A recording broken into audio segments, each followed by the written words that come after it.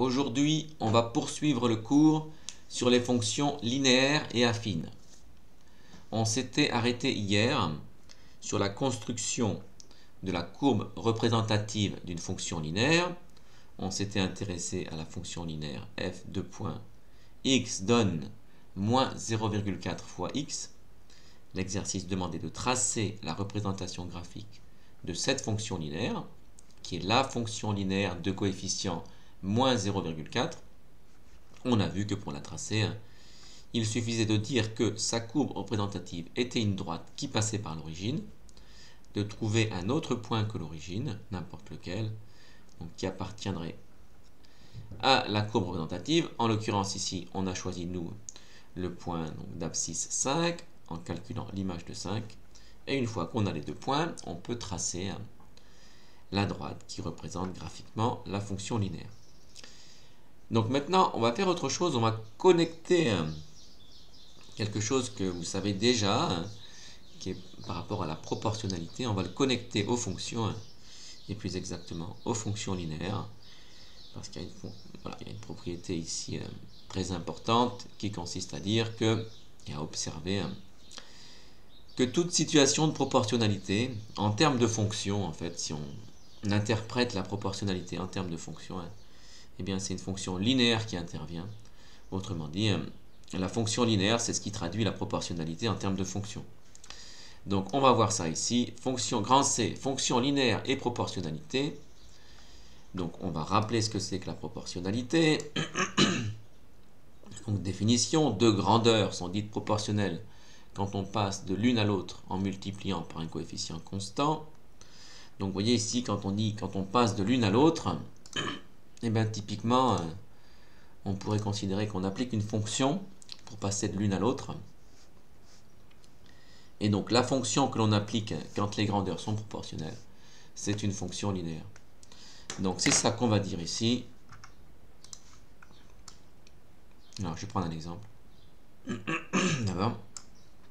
Et ensuite je vais vous dire effectivement ce que j'ai un petit peu anticipé ici. Donc exemple. On va s'intéresser au périmètre d'un carré. Donc je prends x, la longueur de son côté. Bon, il se retrouve ici 4 fois pour chacun des côtés. Donc soit x, la longueur du côté d'un carré en centimètres. Soit p, le périmètre du même carré en centimètres. Et bien très clairement, le périmètre est égal à 4 fois x, donc 4x. Donc le périmètre s'obtient en multipliant la longueur du côté par 4. Donc il s'agit d'une situation de proportionnalité, autrement dit, le périmètre p est proportionnel à la longueur du côté x. 4 est le coefficient de proportionnalité. On va pouvoir interpréter ça en termes de fonction linéaire. Donc petit 2, la proportionnalité en termes de fonction linéaire. Propriété, toute situation de proportionnalité peut se traduire par une fonction linéaire. Donc dans notre exemple ici, ce sera la fonction linéaire de coefficient 4. Donc précisons-le ici. Alors d'abord une remarque pour dire qu'on retrouve très naturellement et on comprend mieux une propriété de cinquième qu'on avait énoncée sous la forme des quantités proportionnelles sont représentées par des points qui sont alignés sur une droite qui passe par l'origine du repère. Donc c'est une propriété qu'on voit en 6e, en 5e, en 4e. Mais en fait, donc, voilà, la droite dont il est question ici, donc les points dont il est question ici, ben, c'est des points d'une représentation graphique de fonction. Même si on n'utilise pas ce terme en 5e et en 4e. Donc en fait, c'est une courbe de fonction qu'on a tracée sans le dire. Et donc quand cette courbe, c'est une droite qui passe par l'origine, c'est que la fonction est une fonction linéaire, autrement dit, que les grandeurs sont proportionnelles. Donc, je relis ici, remarque, on retrouve très naturellement et on comprend mieux une propriété de cinquième qui a été énoncée sous la forme des quantités proportionnelles sont représentées par des points qui sont alignés sur une droite qui passe par l'origine du repère. Il s'agit en fait de la courbe de la fonction qui permet de passer d'une grandeur à l'autre. Il y a une fonction qui permet de passer d'une grandeur à l'autre. Si cette courbe est une droite qui passe par l'origine, alors la fonction est linéaire et les grandeurs sont proportionnelles. Donc si on reprend l'exemple du périmètre du carré, donc exemple, le périmètre P d'un carré est proportionnel à la longueur du côté x, P égale 4x. Donc la fonction linéaire associée, c'est la fonction linéaire de coefficient 4 qui va nous permettre de passer du côté au périmètre. Donc par exemple 5 donne 4, ce qui se traduit par, pour un côté de 5 cm, le périmètre du carré est 20 cm. Donc on a une fonction linéaire qu'on pourrait ici naturellement appeler P1 parce qu'elle correspond au périmètre. Et donc c'est P de x égale 4x. Vous voyez, en termes de fonction, alors je ne l'ai pas écrit ici, mais je pourrais l'écrire en termes de fonction. Et j'écrirai ici qu'il y a une fonction P telle que P de x égale 4x. Donc vous voyez que la grandeur P, finalement, j'aime bien la représenter par une fonction avec l'écriture fonctionnelle ici. Donc x c'est le côté P de x égale 4x. Donc le périmètre dépend de x et voilà, c'est P de x égale 4x. Donc voilà ici pour cette notion tout à fait fondamentale. Ensuite, les savoir-faire sur les fonctions linéaires. Alors il y a deux choses, c'est assez simple ici. Un, être capable d'appliquer une fonction linéaire, mais bon ça c'est très simple. Deux, de trouver l'antécédent. Donc ça fait l'objet de l'exercice ici. Donc on vous donne le résultat, c'est à vous de trouver. Donc on vous donne l'image, c'est à vous de trouver l'antécédent. Et ensuite, on verra un autre savoir-faire. Donc ici, donc, soit f la fonction linéaire de coefficient moins 2,5, on vous demande de trouver l'antécédent de moins 15 par f. Donc c'est l'antécédent de moins 15 qu'on cherche, pas son image. Si on devait trouver son image, on multiplierait par le coefficient. Mais ici, très clairement, comme on cherche l'antécédent, il faut faire l'inverse. Donc il faut diviser par moins 2,5. On peut aussi le présenter sous forme d'une équation. C'est ce que je vais faire, même si ce ne serait pas forcément indispensable. Bon, alors on va le faire. Donc appelons x l'antécédent. Donc la fonction ici, c'est f de x, c'est une fonction linéaire de coefficient moins 2,5. Donc f de x égale moins 2,5x, soit x l'antécédent de moins 15. X doit vérifier l'équation moins 2,5x égale moins 15. Donc très clairement, pour obtenir l'antécédent, on divise par moins 2,5 et on obtient donc x égale moins 15 sur moins 2,5, ce qui me donne 6. Et donc l'antécédent, parce qu'il y a une seule solution, donc je peux utiliser ici l'article défini. L'antécédent de moins 15 est 6, parce que dans cet exemple, et en fait pour toutes les fonctions linéaires, sauf la fonction linéaire de coefficient 0, mais donc pour beaucoup, dans la plupart des cas, il y a un seul antécédent. Donc l'antécédent de moins 15, c'est 6. Deuxième savoir-faire, cette fois-ci, on va s'intéresser à un problème différent. On va imaginer qu'on ne connaît pas la fonction linéaire. On sait qu'il y a une fonction linéaire, mais donc on ne connaît pas. Donc autrement dit, donc, on ne connaît pas le coefficient, et on connaît un nombre et son image. Et l'exercice vous demande de retrouver la fonction linéaire correspondante. Donc prenons l'exemple. Donc trouver la formule de la fonction linéaire h telle que h de 60 égale 40, autrement dit l'image de 60 c'est 40. Alors ce qui est particulier ici, c'est qu'on cherche ni un nombre ni son image, mais on cherche le coefficient de la fonction linéaire, que traditionnellement on appelle petit a. Donc on va avoir une équation en petit a. Petit a, ça va être l'inconnu. Donc ici, on imagine que la fonction h, c'est une fonction linéaire, donc sa formule est de la forme h de x égale ax, où a est un coefficient fixe, et il s'agit de trouver le coefficient a. Donc on va utiliser le fait que l'image de 60 doit être 40, donc il faut que a vérifie que quand je mets 60 dans la formule, j'obtiens 40. Autrement dit, h de 60 égale 40, donc petit a doit vérifier a fois 60 égale 40, donc 60a égale 40, et ça va me permettre de trouver le coefficient petit a. Donc on résout cette équation. A c'est égal à 40 sur 60, autrement dit 2 tiers quand on simplifie. Et par conséquent, la fonction linéaire que l'on cherche, c'est la fonction linéaire de coefficient 2 tiers qui peut s'écrire h de x égale 2 tiers de x. Voici pour les fonctions linéaires. Alors, vous retenez, c'est très simple, et le fait que, bien entendu, on a envie de dire, une fonction linéaire traduit une situation de proportionnalité. Alors, allons un cran plus loin et intéressons-nous à un cas un peu plus général qui englobe le cas des fonctions linéaires, c'est le cas des fonctions affines.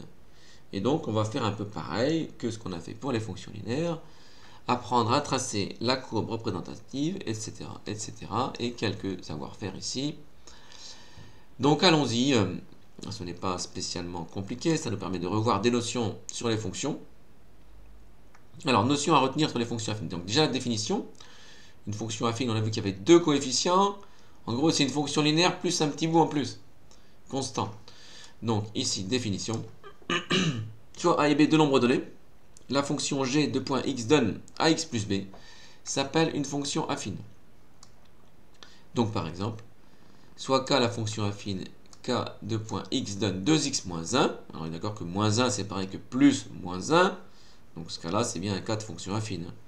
Ici plus b ça englobe le cas où c'est négatif, parce que si c'est négatif on peut le présenter sous forme de plus l'opposé. Donc 2x moins 1 c'est pareil que 2x plus moins 1, donc ça c'est bien une fonction affine. Donc soit k la fonction affine k x donne 2x moins 1, on peut calculer par exemple l'image de 5. Eh bien, k de 5 c'est égal à 2 fois 5 moins 1, c'est égal à 9, autrement dit 5 donne 9, k de 5 égale 9. Donc définition 2, alors on voit qu'une fonction affine ça ressemble à une fonction linéaire, c'est qu'il y a juste un petit truc en plus là, il y a un petit b en plus. Donc il y a une définition qui va avec ça, qui est soit g de point x donne ax plus b, une fonction affine. La fonction linéaire où on enlève, oui, on enlève le petit b, on garde juste ax, et bien ça s'appelle la fonction linéaire associée à g.